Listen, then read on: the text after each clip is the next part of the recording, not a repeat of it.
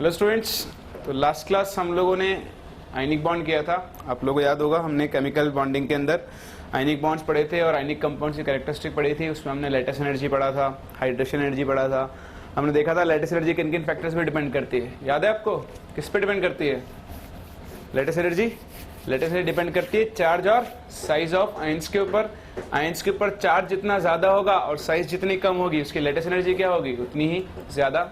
Similarly हमने hydration energy पढ़ी थी। हाइड्रेशन एनर्जी आपको किस काम में आती है? वो आपको बताती है कि आपका जो आयनिक कंपाउंड है वो सॉल्युबल होगा या फिर नहीं होगा इन वाटर। जितनी ज्यादा हाइड्रेशन एनर्जी उतनी ज्यादा सॉल्युबिलिटी। तो लैटिस एनर्जी और हाइड्रेशन एनर्जी दोनों आपके पास पार्टिसिपेट करती है in deciding the solubility of an ionic compound in water, जो हमने लास्ट क्लास देखा था। आज हम लोग स्टार्ट करने जा रहे हैं कोवेलेंट बॉन्ड, जिसके ऊपर आपकी केमिकल बॉन्डिंग ज्यादा बेस्ड है। तो second type of bond is are covalent bond.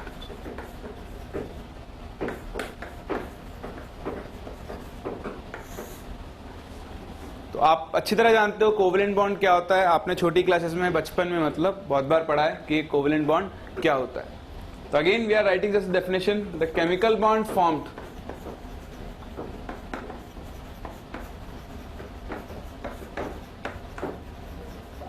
by mutual sharing of electrons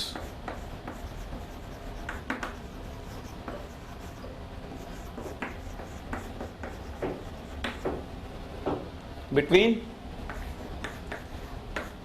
two atoms। दो एटम्स के बीच में अगर इलेक्ट्रॉन्स की म्यूचुअल शेयरिंग हो रही है तो वहां जो आपके पास बॉन्ड फॉर्म होता है, that bond is called a covalent bond। The bond formed by the mutual sharing of electrons between two atoms is called a covalent bond। So suppose we have an atom A and we have an atom B and both share one electrons। If these two are sharing one electron each, then there will be a bond formed between them which is called a covalent bond। आपने बहुत बार पढ़ा है। For example HCl, hydrogen के पास एक electron होता है, chlorine के पास 7 electrons होते हैं।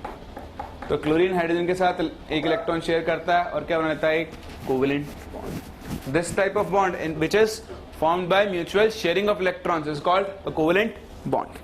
Now will talk about the conditions for forming a covalent bond. So write down the conditions for forming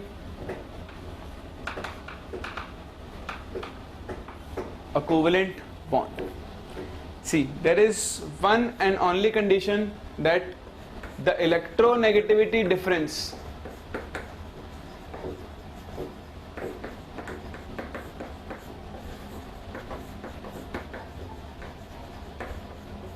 between two bonding atoms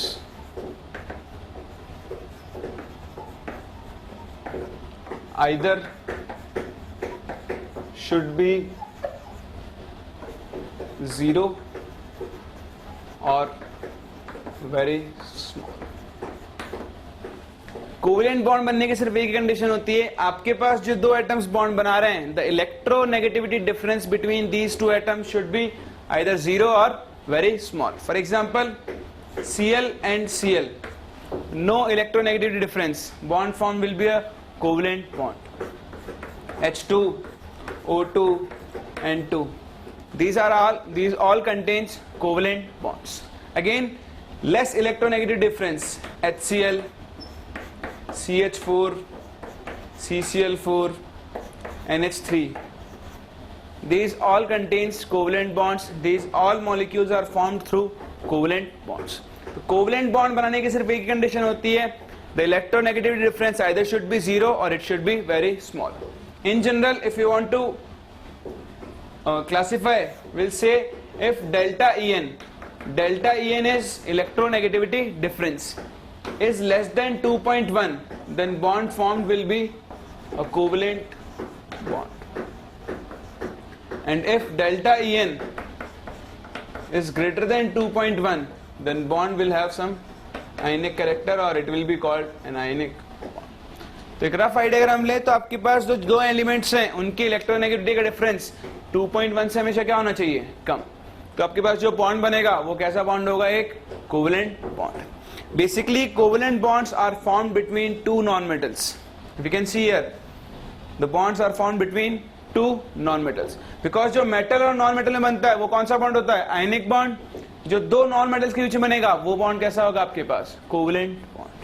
So this is covalent bond, and there is only one condition for the formation of covalent bond, and that is the electronegativity difference should be very small. Now we'll talk about characteristics of covalent compounds. If we talk about characteristics,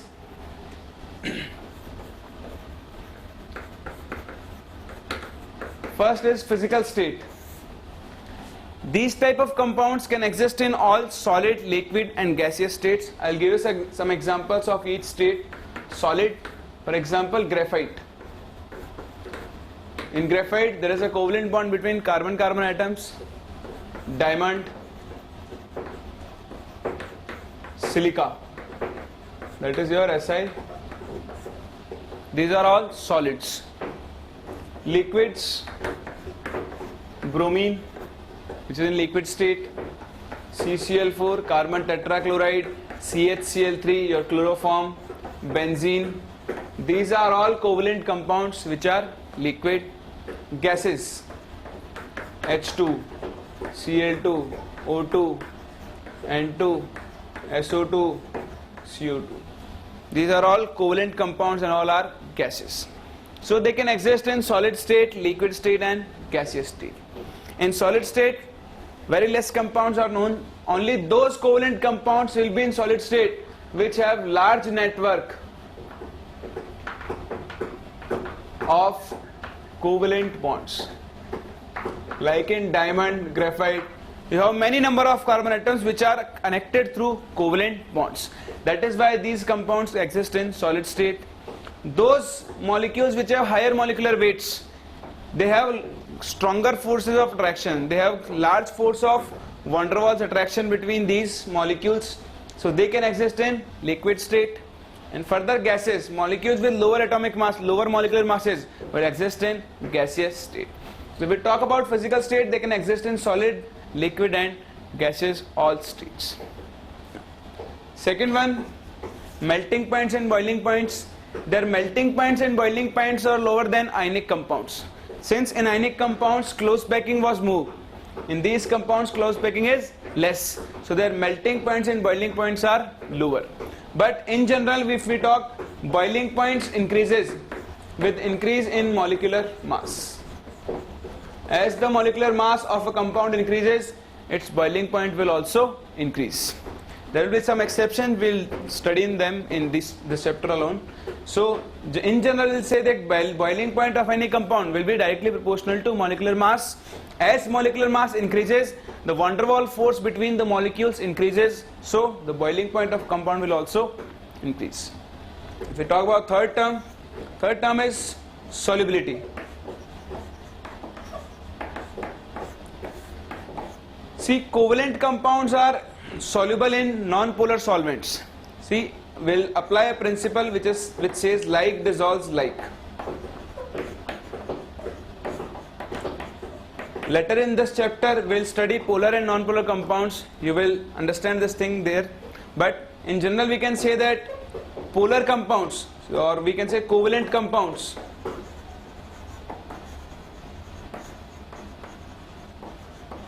are insoluble in water.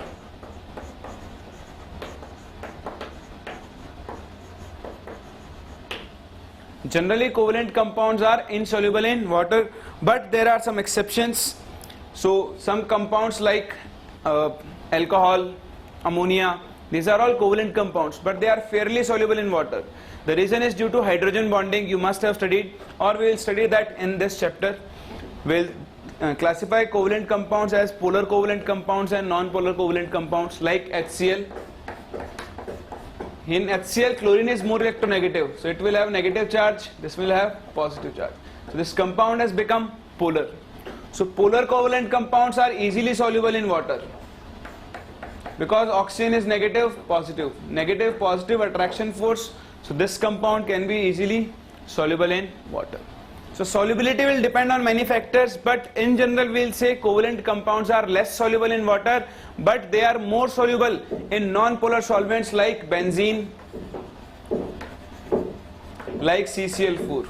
In these type of solvents, your covalent compounds are more soluble. This is your solubility. Then there is one more property which we can compare, that is electrical conductivity.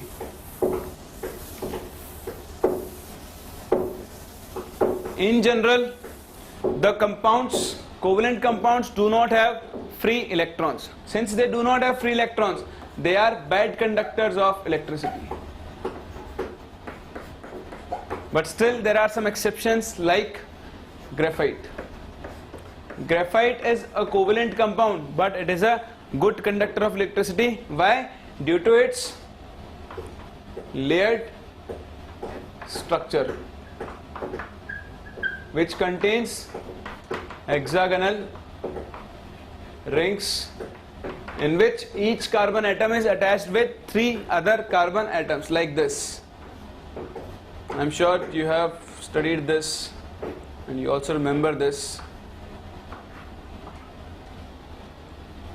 This is one carbon, this is carbon, carbon, carbon. So each carbon is having one unpaired electron, due to which graphite can conduct electricity. So in some cases they are conductors, but more generally covalent compounds are bad conductors of electricity. So these are some normal properties which you know, and we have discussed these things. But the important one, the important property is that a covalent compound or a covalent bond is rigid and directional in nature. We have talked about non-rigid and non-directional. So ionic bonds were non-rigid and non-directional, but covalent bonds are rigid and directional in nature. And that is why covalent compounds have a definite geometry and can show isomerism. See, a covalent bond is rigid and directional. For example, if I ask you what is the structure of CH4, तो आप जब भी CH4 के structure बनाओगे आप हमेशा कैसे बनाते हो? ऐसे? You'll always draw the structure like this. You'll never draw the structure of CH4 like this.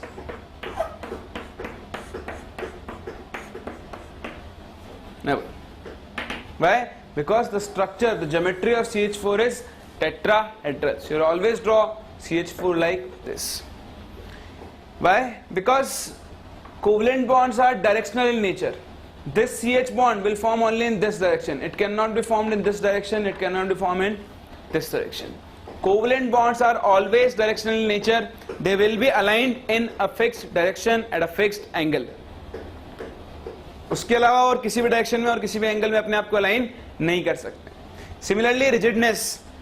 If a covalent bond is formed between Cl and Cl or C and H, Cl and Cl cannot come closer than this distance. It's the maximum closest distance up to which these two Cl atoms can come close. Similarly, carbon and hydrogen cannot come closer than this distance, and this distance is called the bond length. So a covalent bond is directional and rigid in nature. Their characteristic is their bond length, which is that these two atoms cannot come closer than this distance. So this is the important characteristic of covalent compounds which we will be using, and which this characteristic differentiate covalent compounds from ionic compounds. Covalent compounds की कोई ना कोई geometry होती है, जबकि ionic compounds की कोई geometry नहीं होती है. आपने आज तक नहीं सुना होगा NaCl की ज्योमेट्री लीनियर होती है या टेट्राहेड्रल होती है, बट वी डू से CH4 is tetrahedral, CO2 is linear, NH3 is pyramidal. That is why, because covalent bonds have directional nature and they are rigid in nature. So these were some important characteristics of covalent compounds. Now we'll be studying in detail these characteristics, the solubility, the boiling points, melting points, We'll be studying them in this chapter. Next, third type of bond. The third type of bond is, or before that I'll talk about the strength of a covalent bond.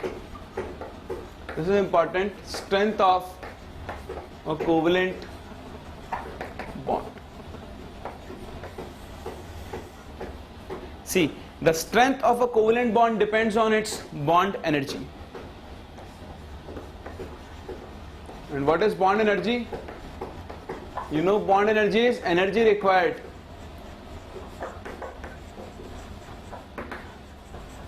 to break a covalent bond.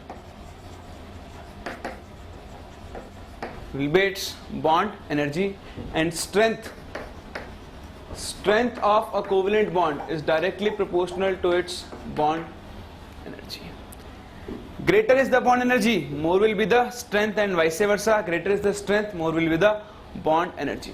Now, on which factors bond energy depends? See, bond energy depends on following factors. It is inversely proportional to bond length. Greater is the bond length. Bond length is the maximum distance up to which these two atoms can come closer. So as bond length increases, bond energy will decrease, so on strength will decrease. For example, if I take these two chalks, which one is easier to break, this one or this one? Obviously this one, because this is smaller. A smaller chalk takes more energy to be broken. Same is the case. Greater is the bond length, lesser will be the bond strength and lesser will be the bond energy.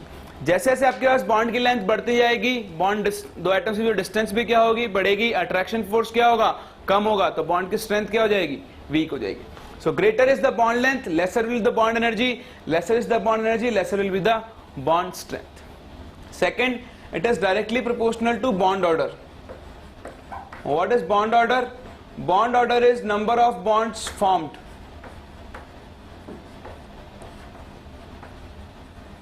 Between two atoms. Like C single bond C, O double bond O, and N triple bond N. So bond order of this bond is 3, this is 2, this is 1. As bond order increases, bond energy increases, and as bond energy increases, strength also increases. So the bond strength or bond energy depends on these two factors, that is your bond length and bond order. As bond length increases, strength decreases. As bond order increases, strength increases. And then third character is delta En. Delta En is electronegativity difference. Greater is the electronegativity difference between two atoms, more will be the strength of covalent bond. Why so? For example, A and B, if A is more electronegative, it will have negative charge, it will have positive charge. Partial negative, partial positive, extra force of attraction along with this covalent bond. So due to this extra force of attraction, the strength of this AB bond will be increased. So greater is the electronegativity difference between two atoms, more will be the strength of bond. So these are some factors on which the strength of a covalent bond depends: bond length, bond order, and electronegativity difference. So this was all about the introduction of a covalent bond. The next type of bond is our coordinate bond. So we are moving on to the next part, the next type of bond.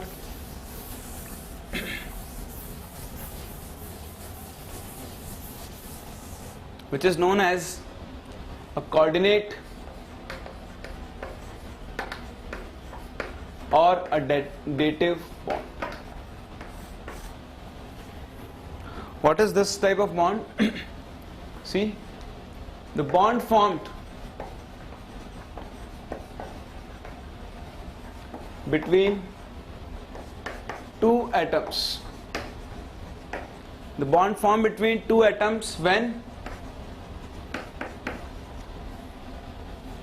notice the definition, इस पे ध्यान देना, when the shared pair of electron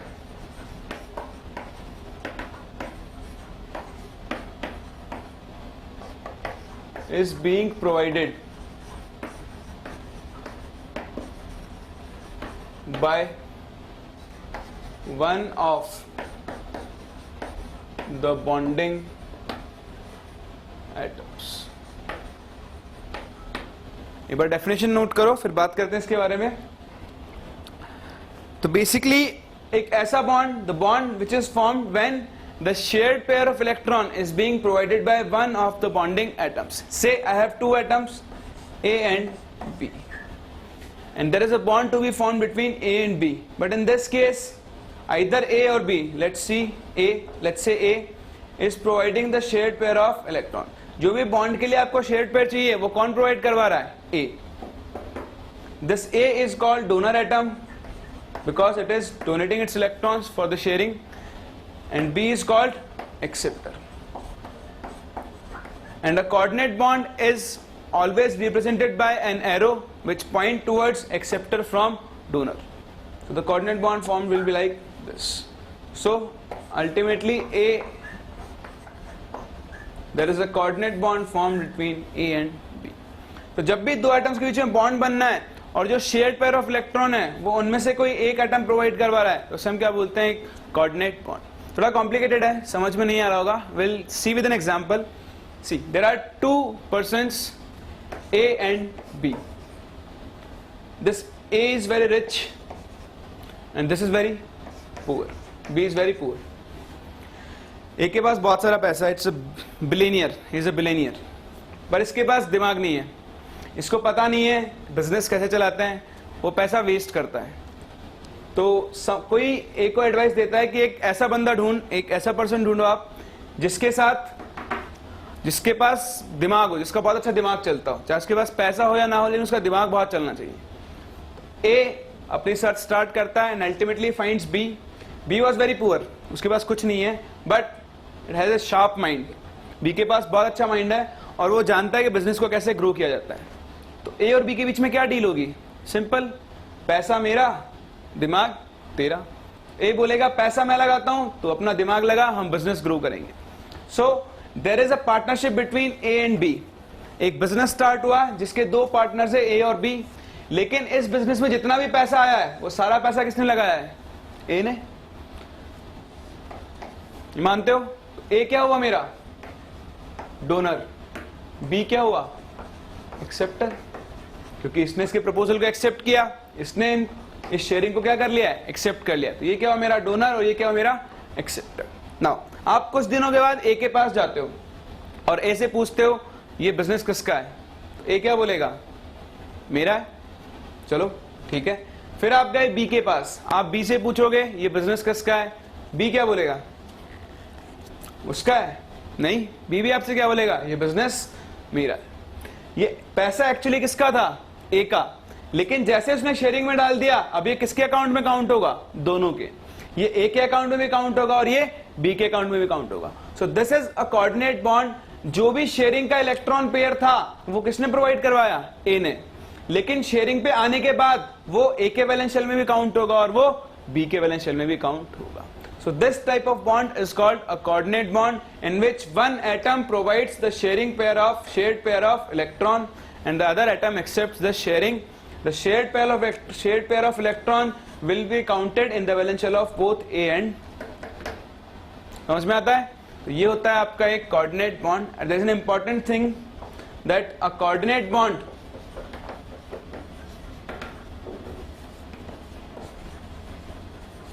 after formation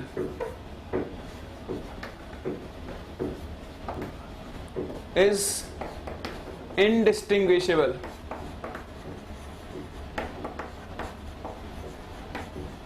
from a covalent. आप एक coordinate bond को एक covalent bond से distinguish नहीं कर सकते after formation. It will look alike a covalent bond. So this type of bond is called a coordinate bond in which one atom provides the shared pair of electron for bonding. This atom is called donor, this atom is called acceptor. The condition is one atom should be electron rich and the other atom should be electron deficient. For example, see this compound NH3. In NH3 nitrogen has one lone pair and BF3 In BF3, boron has only 6 electrons in its valence shell, but there should be 8 electrons in the valence shell. So boron is electron deficient and nitrogen is electron rich. So nitrogen will donate its electrons to boron and they will form a coordinate bond like this. This type of bond is called a coordinate bond. So we have completed all the 3 types of bonds: ionic bond, covalent bond and coordinate bond with their characteristics. Now we'll start off with Lewis octet rule, जो आप लोगों ने पहले ही पढ़ा है in junior classes, and you know what is Lewis octet rule. It says that each element wants to complete its octet. So we'll start with Lewis octet rule.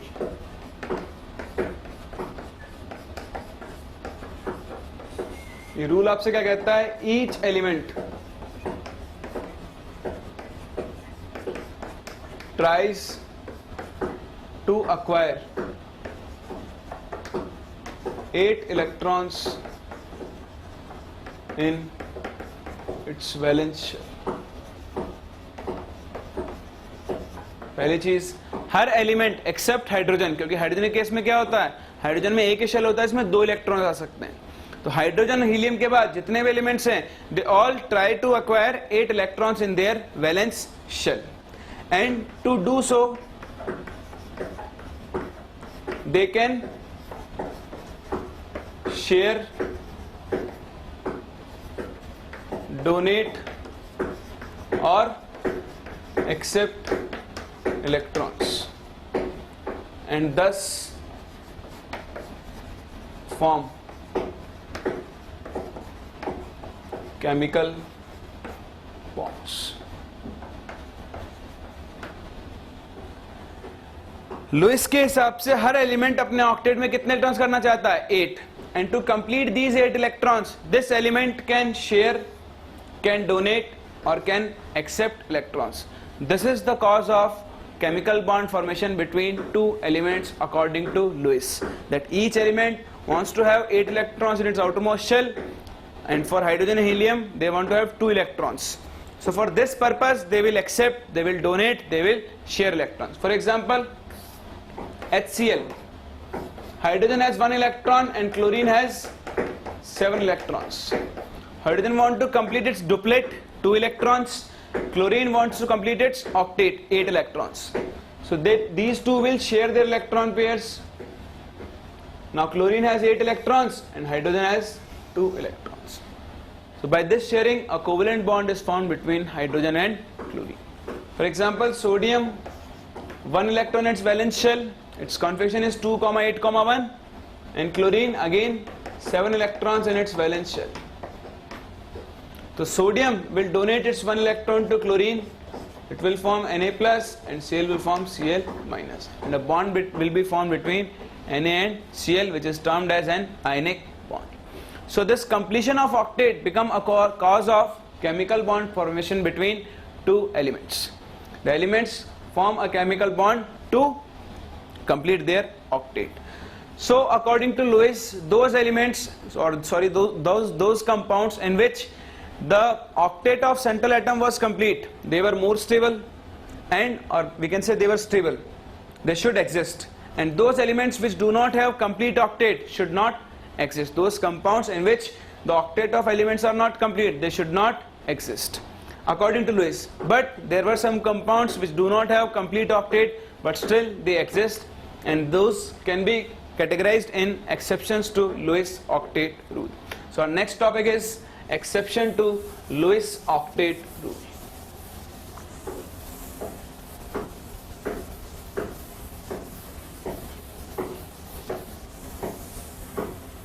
What are these exceptions? We'll start with first. These are exceptions to Lewis octet rule. You can write the heading. Now first one is electron deficient molecules. You can also call them hypovalent. Hypovalent means less. or you can name them as compounds or rather molecules with incomplete octet. There are some compounds in which the octet of central atom is not complete. So according to Lewis rule, these compounds should not exist, but these compounds do exist and we use them. For example, boron trifluoride, BF3. In BF3, each boron atom shares one electron with 3 fluorine atoms. Like this, like this. This is the Lewis dot structure of boron trifluoride. So total electrons in the valence shell of boron are 2, 4 and 6. There are 6 electrons in the valence shell of central atom, that is boron. But according to Lewis rule, there should be 8 electrons in the valence shell of the central atom. That means this compound should not exist, but this compound do exist. That is, it does not follow Lewis octet rule. Similarly, AlCl3, again this compound also have 6 electrons in its valence shell. It does not have complete octet. This compound also do not follow Lewis octet rule. BeCl2, 4 electrons in its valence shell, do not follow Lewis octet rule. So these are some compounds in which the octet of central atom is not complete and they do not follow Lewis octet rule. These compounds can be categorized in a specific category which is called Lewis acids. And what are Lewis acids? Lewis acids are compounds or molecules which can accept a lone pair of, or sorry, we can say them an electron pair, rather can accept an electron pair. So those compounds which can accept an electron pair are called Lewis acids. For example, BF3, it has 6 electrons. To complete its octet, it wants one pair of electrons, so it can act as a Lewis acid. So BF3, AlCl3, BeCl2, FeCl3, these all can act as Lewis acids. All those compounds which are electron deficient, which can accept one electron pair, are called Lewis acids. Is that clear? Now, second category of molecules is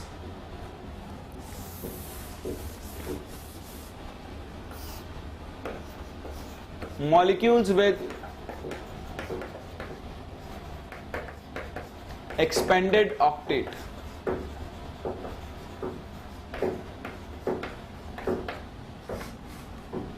You can see them hypervalent.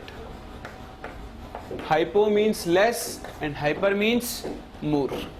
So they have more than 8 electrons in their valence shell. So these compounds have more than 8 electrons in the valence shell.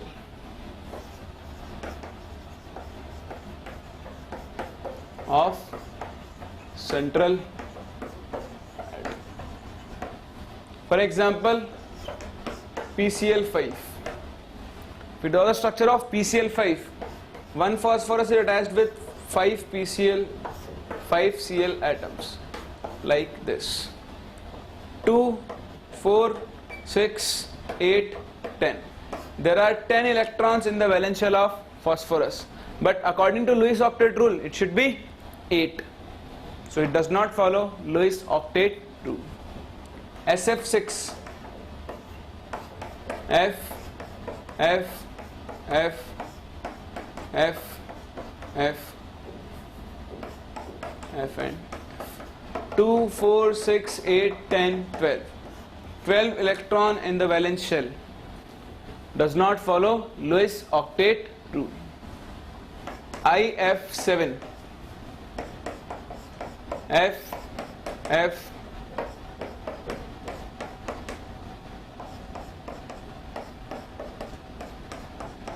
7 2s are 14. 14 electrons in valence shell cannot follow Lewis octet rule. So these are hypervalent compounds which have more than 8 electrons in their valence shell. According to Lewis rule, there should be 8 electrons in the valence shell, but in these compounds, the electrons in the valence shell are more than 8. So these compounds also do not follow Lewis octet rule.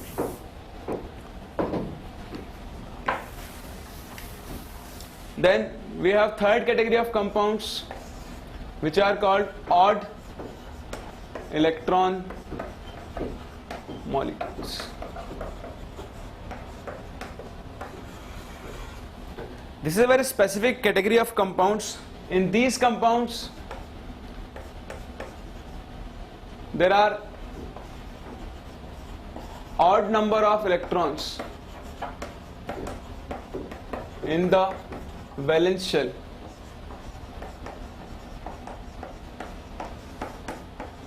of central. In these type of compounds, there are odd number of electrons in valence shell. For example, NO, nitrogen. How many electrons are there in the valence shell of nitrogen? It's 5. Maybe you'll be having complications, or you'll be having difficulties in finding the number of valence electrons. Just wait for 2 minutes. Let me complete this topic, then I'll let you know how we'll calculate the valence electrons in the central atom or in any given atom. Okay. So for right now, nitrogen has 5 electrons in its valence shell, and oxygen has 6 electrons in its valence shell. Total 11 electrons. NO2. Nitrogen has 5, oxygen 12, 17 electrons. ClO2, chlorine has 7, 12, 19 electrons. In these type of compounds, there is no possibility of completion of octet, because you cannot find an arrangement through which these odd electrons can be arranged such that there will be 8 electrons in the outermost shell. आप इन्हें किसी भी तरह से arrange नहीं कर सकते हो. So these all compounds do not follow Lewis octet rule, and keep in mind these molecules are paramagnetic in nature.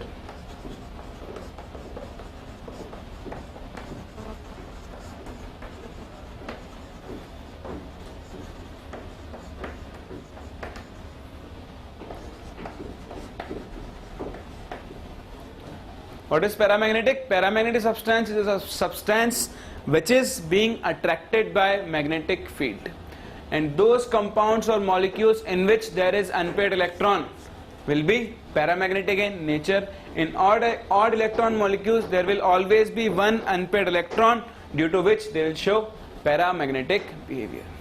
So this was the third class of compounds which do not follow Lewis octet rule. Now we are left with one more.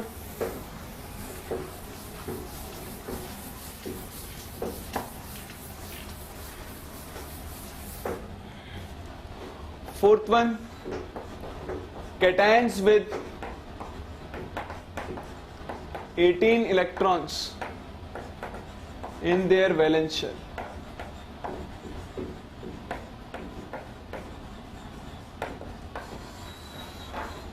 See, we have two types of cations.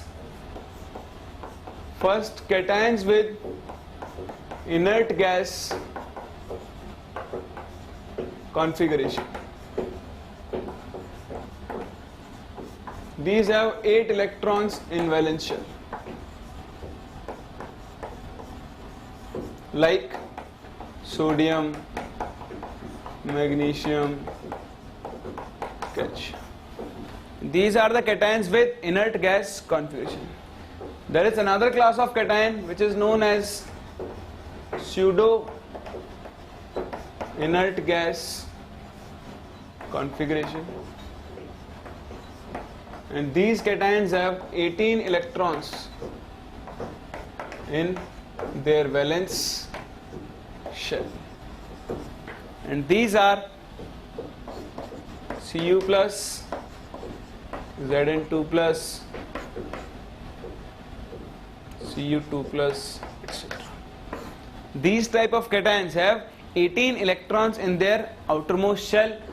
So these cations also do not follow Lewis octet rule. For example, if we take copper, copper's configuration is 3s2, 3p6, 3d10, 4s1.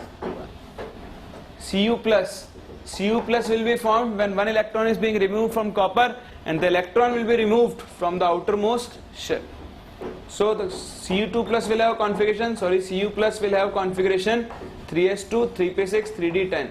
This is third shell, outermost shell, valence shell, electrons 10 plus 6, 16, 16 plus 2, 18. So these were four classes of compounds which do not follow Lewis octet rule. First one was molecules with incomplete octet. Second one is molecules with expanded octet. Third one, odd electron molecules. And fourth one, cations with pseudo inert gas configuration, that is, which have 18 electrons in their outermost shell. So these were some compounds which do not follow Lewis octet rule. Now we'll see how we can calculate the number of valence electrons in an atom and how we will decide the central atom in a given compound. So our next topic is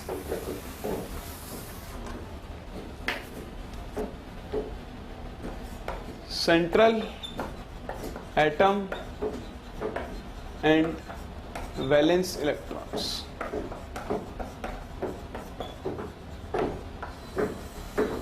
What is a central atom and what are the valence electrons in this central atom? See, we have central atom is the atom which is bonded or which share its electron pairs with other atoms. What we have to do is we have to find out central atom. To find out central atom, we have to simply follow two rules. Rule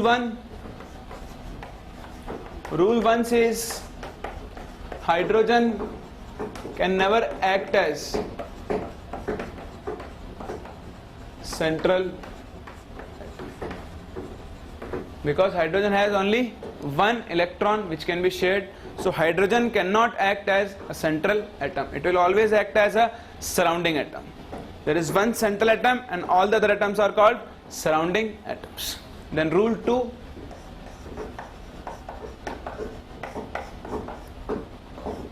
central atom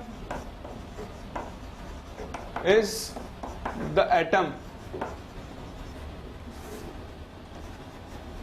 which is first less in number and second is less electro.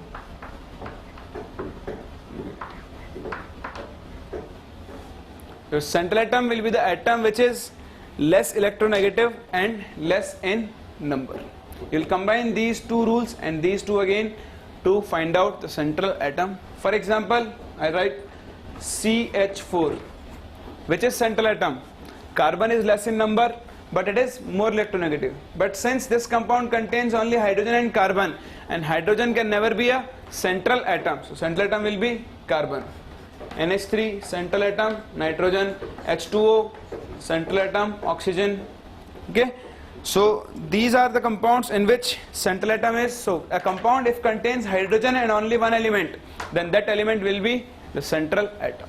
But if we see other cases like CCl4, chlorine is more electronegative, carbon is less electronegative, and carbon is also less in number. So central atom is that which is less in number and less electronegative. So carbon is your central atom. PCl5, central atom, phosphorus. SO2, central atom, sulfur, less in number, less electronegative. OF2, central atom, oxygen, less in number, less electronegative. XeF4, XeOF2, central atom, Xe. So you can find out central atom in any given compound by these two simple rules. One, hydrogen will be a surrounding atom and the central atom is always less in number and less electronegative. So So this is how we find out central atom. Then our next task is to find out the valence electrons in the central atom. So we'll do that also. See, generally covalent bonds are formed, not generally, covalent bonds are formed between two non-metals. So we'll go with the P block. We have 6 groups in P block: 13th group, 14th group, 15th group, 16th group, 17th group and 18th group. Now what you have to do is, you must remember what I am going to write here, what I am going to explain here. You must remember it. This is 13th group. This is called boron family. The elements in this family are boron, aluminium, gallium, indium and tellurium. Most of the students remember these things by some phrases. आपको भी शायद वो phrases आती होंगी, नहीं आती है तो मैं आपके लिए थोड़ी phrases brief कर रहा हूँ, ठीक है? Don't laugh on them. आप उनके बिना इनको आसानी से याद नहीं रख पाओगे. This is boron family. इसे हम बोलते हैं बैंगन, आलू, गाजर एंड थीला. ये आपको ऐसे याद रखना है, बैंगन, आलू, गाजर and थीला. This is your 13th group family. You have to remember the general configuration of all the families. इसका configuration होता है NS2 NP1, where N is the number of period. This is your second period. This is third period, fourth period, fifth period, sixth period. Similarly, next family is carbon family.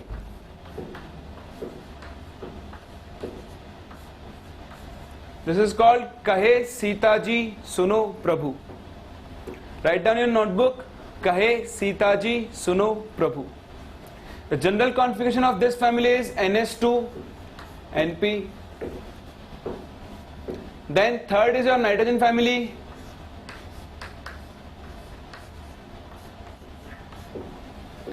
इसे हम बोलते हैं निखिल पास सब बिंदास. तो किसी का नाम निखिल हो तो याद रखना, निखिल पास सब बिंदास. This is your nitrogen family. Note it down. इसका जनरल कॉन्फिगरेशन होगा NS2 NP3. Then next family oxygen family.